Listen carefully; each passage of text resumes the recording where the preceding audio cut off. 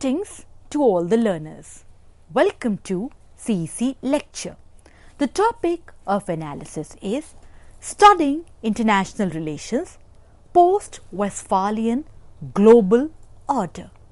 In this lecture, we shall try to understand the importance of the study of international relations with reference to the concept of sovereignty presented by the Peace of Westphalia and issues concerning post-Westphalian global order.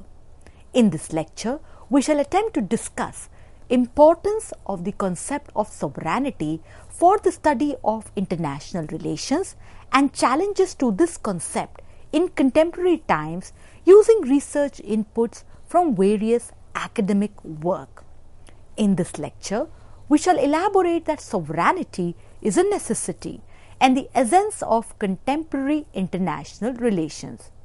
This lecture shall present an analysis of various debates on descriptive and normative meanings, issues concerning sovereignty. To begin with, the study of international relations is indeed very important. The study of international relations, when we see in the present time, it has a very wide scope. It involves discourse analysis, comparative analysis, historical analysis, amongst others. International politics, no doubt it has been analyzed throughout history. For example, when we study the Greek city-states, when we study the Holy Roman Empire, when we study feudalism, when we study rise of Industrial Revolution, causes and consequences of First World War, causes and consequences of Second World War. Everywhere, we try to understand that how politics led to various important events in these phases of history. So, international politics no doubt has been analyzed throughout history. However, the study of international relations today is an important discipline. It is often seen as a subfield of the discipline of political science. In some areas, it is seen as an independent discipline. The study of international relations is very relevant in contemporary times because we have to understand that we are living in an interconnected world, a world connected because of trade, commerce, migration, internet, technology, innovations, amongst others. Further, the understanding of IR, the knowledge presented by the study of international relations, is very useful to critically analyze the contemporary world, analyze the changing complexities and dynamics. For example, if we are to understand climate change, we have to understand the issues that go in with respect to agenda of developing world and the developed world catering to economic development and environment. Further, when we are to understand technology, we have to understand that how today technology has become an important dimension of power. So, the knowledge of international relations is very important to understand contemporary world. Further, then there is a debate that IR then, international relations then, shouldn't be seen as a branch or extension of the discipline of political science. Further, we have to note here that as we are trying to understand the study of international relations with respect to post-Westphalian aspect, we have to understand that the state as a concept is important for both international relations and political science. When we talk about state and when we look at that how it is sovereignty, which is the fundamental principle, which is the fundamental important pillar that goes in underpinning the understanding of state both in international relations as well as political science. The Peace of Westphalia, the Treaty of Westphalia, was signed in 1648.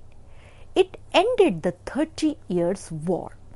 Then further, as we are trying to understand the Peace of Westphalia, which was signed in 1648, it presented that how sovereignty, it is an important aspect, an important concept that one must deliberate upon. Before that, it is very essential to have a quick distinction between constitutive theory of statehood and declarative theory of statehood. As per the constitutive theory of statehood, it is a theory that defines state as a person in international law if and only if it is recognized as sovereign by other state. As per the declarative theory of statehood, that is, entity statehood is independent of its recognition by other states. The Westphalian sovereignty, it is a principle in international law that each state has exclusive sovereignty over its territory. Sovereignty, as we pointed out, it is the fundamental pillar of the study of international relations. Sovereignty is one of the most debated concepts in international relations, and sovereignty has an important bearing with reference to the issues of statehood. Sovereignty implies supreme authority within a territory. Sovereignty is also concerned with hierarchy within a state. Sovereignty also gives emphasis to external autonomy for states. From the discipline of political theory, sovereignty is a substantive term designating supreme legitimate authority. From the international law perspective, sovereignty is exercise of power by a state. Then this brings us to two important distinctions, that is de jure sovereignty and de facto sovereignty. De jure sovereignty implies legal right to do so. De facto sovereignty, factual ability to do so. Then, when we are debating sovereignty with respect to study of international relations, we take reference to an important work by Stephen D. Krasner, Sovereignty, Organized Hypocrisy. Now, sovereignty is a contested term. Krasner puts it as sovereignty is nothing but, if we quote from his work, an organized hypocrisy. Stephen D. Krasner talks about four types of sovereignty. Let us have a look at them. First, international legal sovereignty, that is independent territorial entity.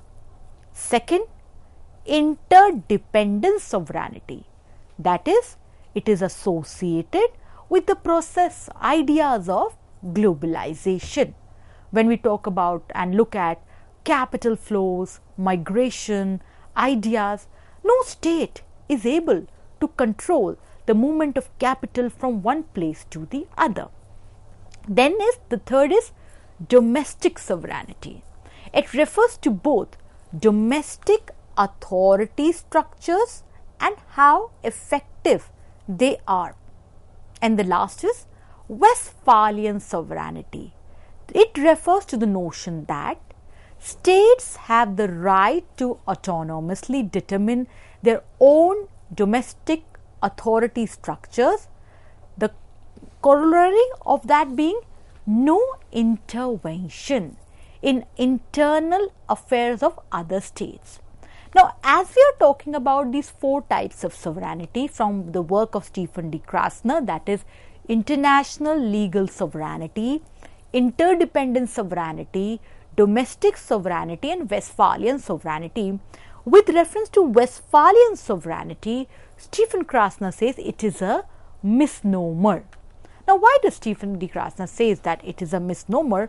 One has to understand that the issues concerning globalization, the issues concerning norms that are there, that is how one state definitely has a bearing with respect to internal affairs of the other states.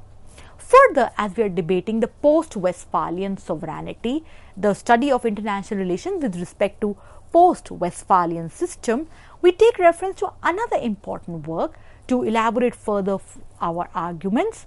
That is the work by Henth Kalmo, Kunt and Skinner, edited work, Sovereignty in Fragments, the Past, Present and Future of a Contested Concept. The work is from Cambridge University Press, 2010.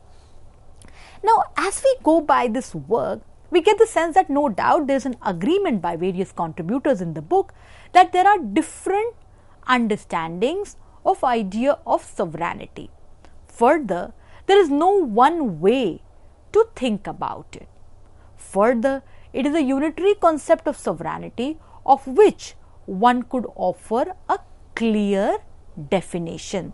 So, herein, when we look at the work of historians, constitutional lawyers, political philosophers, experts in international relations who have contributed in this book, the very important takeaway here is that we cannot have a unitary basis to think about sovereignty. Further, another important work that elaborates further, that is how today the Westphalian sovereignty and the idea of it is under challenge. The work is by Trudy Jacobson, edited work, that is Re-envisioning Sovereignty, the End of Westphalia. The work is from Routledge, 2016. Now, the traditional meaning of sovereignty, as we just saw while we were trying to understand the aspect of sovereignty, that is, sovereignty is a fundamental pillar to study IR. The Westphalian sovereignty, that is, it's a principle in international law that each state has exclusive control, sovereignty over its territory. Now, this idea of Westphalian sovereignty, namely with reference to exclusive control, when we go by the work of Trudy Jacobson, that is Re-envisioning Sovereignty, the End of Westphalia, the first research input the work presents to us, that is, traditional meaning of sovereignty have changed. Now, then what are the reasons for it that traditional meaning of sovereignty have changed? Namely, limitations of sovereignty have been altered as because of transnational issues that have a presence cutting across the border. Herein, transnational issues compete with domestic concerns for precedence. Normally, when we see international relations has domestic versus international hierarchy. Now, this is being blurred because when transnational issues like human rights, norms relating to governance, economic globalization, natural environment, changes in strategic thinking, some of the important research inputs that the work Re-envisioning Sovereignty, the End of Westphalia presents, and we quote from there, namely human rights, economic globalization, natural environment. Herein, the traditional meaning of sovereignty definitely witnesses a change, and one of the reasons for that is limitations of sovereignty have been altered. Why? Because transnational issues themselves competing for space with domestic concerns for precedence. Another important work in order to elaborate further that how changes in context of global order, especially when we look at in the post-Cold War era, has led to development of important concerns, challenges with respect to Westphalian sovereignty when we look in the post-Westphalian era. In Sebastian's work, Economic Globalization, Governance and State Sovereignty, talks about that how globalization, which is about intensification of trans-border relations.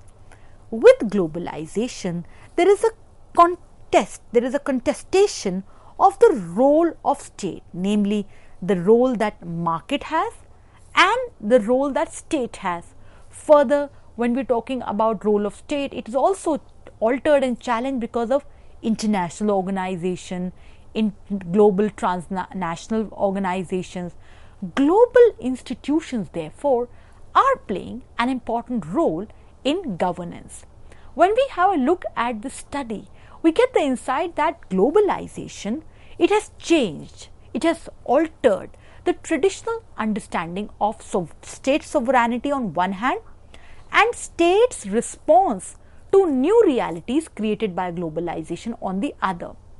Once again, the study of international relations then, if we are to take inputs from N. Sebastian's work on economic globalization, governance and state sovereignty, therefore, the study of international relations, dear learners, is just not limited to state.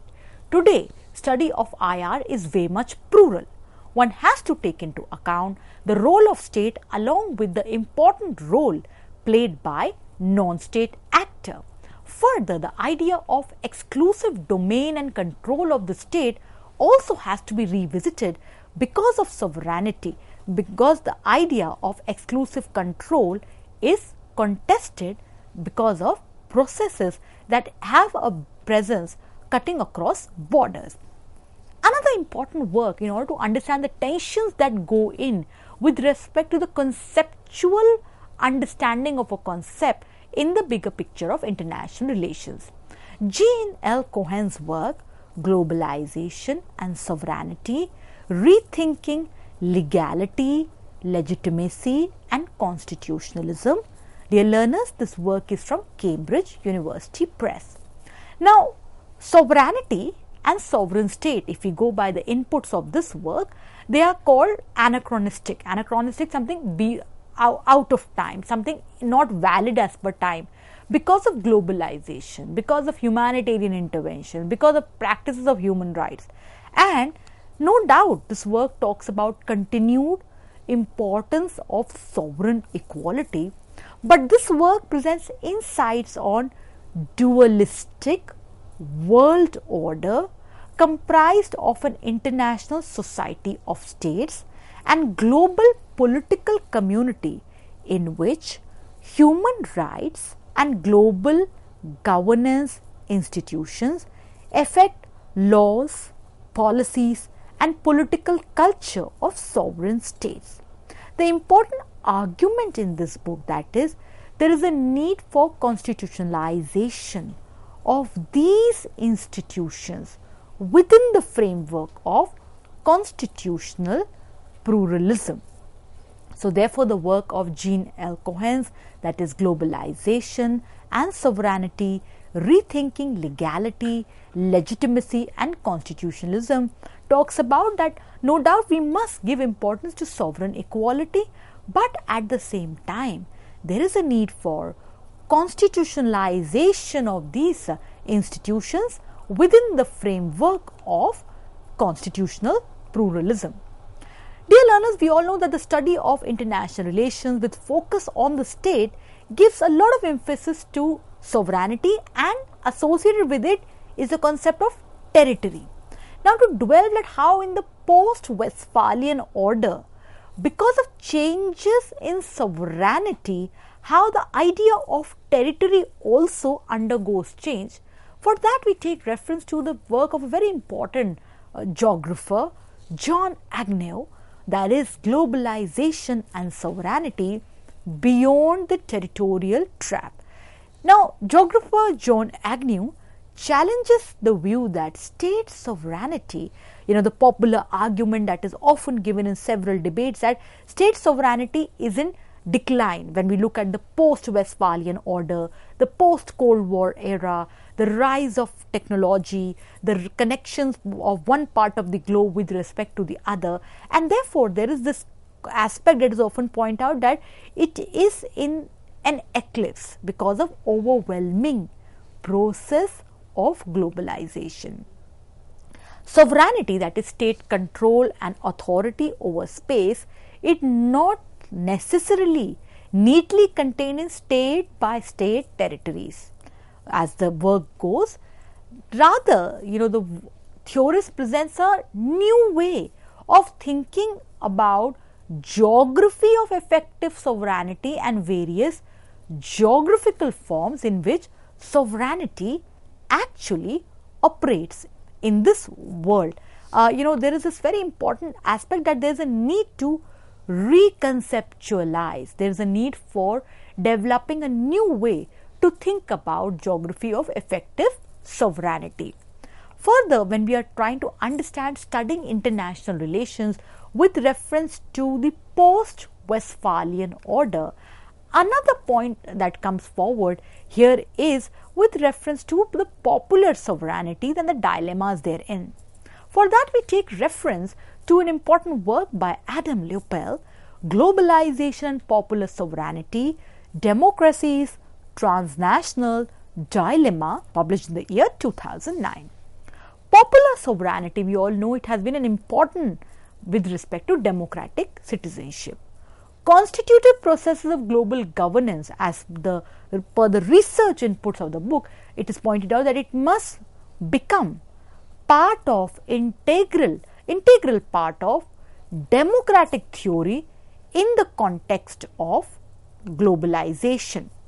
The challenges of globalization necessitates, there is a need because of globalization overwhelming impact, that is, we must rethink of the concept of popular sovereignty beyond the domain of the nation state. The argument that is often given, that is, there is a need for transnational model of popular sovereignty that provides the best resources with reference to this purpose.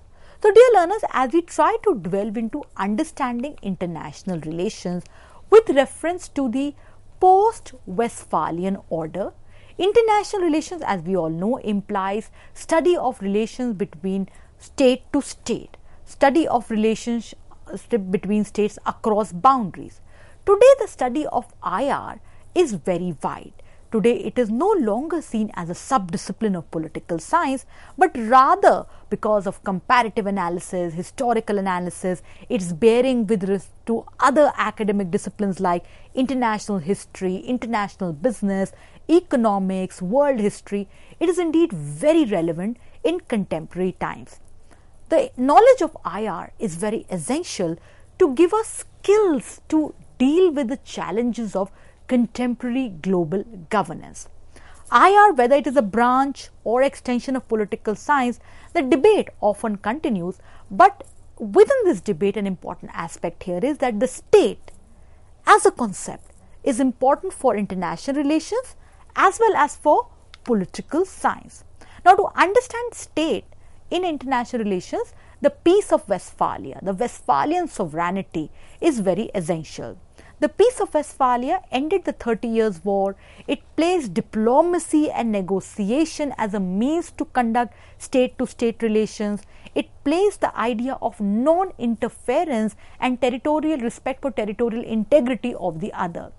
This Westphalian sovereignty is under challenge today, as we have seen through the research inputs in some of the popular academic works. Sovereignty, no doubt, is one of the most important concepts in international relations, but at the same time, the idea that is supreme authority within a territory, hierarchy, external autonomy for other states, somewhere all of it is under contest, is being questioned in the post-Cold War era because of globalization, rise of new norms, rise of new forms of traditional, non-traditional security threats, which somewhere blur the distinction between what is domestic and what is international, which have led to shrinking of time and space. So, therefore, in this, designating who is the supreme legitimate authority becomes a challenging exercise. Sovereignty has been debated and dwelled deeply in research by the various theorists. Stephen Krasner's work on sovereignty is very important. But when we look at that how today, because of economic globalization, one finds that states' responses to new realities created by globalization are taken into account. Further, with respect to the legal norms that are there with reference to incorporation of inputs presented by supranational governance are also being questioned. Further, today the idea of territory is also being reimagined. So, seen in these lights, the post-Westphalian order indeed presents new challenges and inputs as well in the study of international relations. The state is an important actor in international relations, but at the same time, one cannot ignore the presence of non-state actors. Sovereignty is one of the fundamental pillars for the state as well as for the study of IR, but at the same time, one has to rethink over the new challenges that are there with respect to the concept of Westphalian sovereignty, which is today beyond the domain of the state. One has to look at the impact of transnational forces of global finance, trade, capital, environment, social movement, which indeed demand rethinking of the issues concerning sovereignty while studying international relations, keeping in focus the post-Westphalian order. Dear learners, we hope the lecture presented to you significant inputs and insights. We look forward to positive, encouraging feedback from you all. Thank you very much.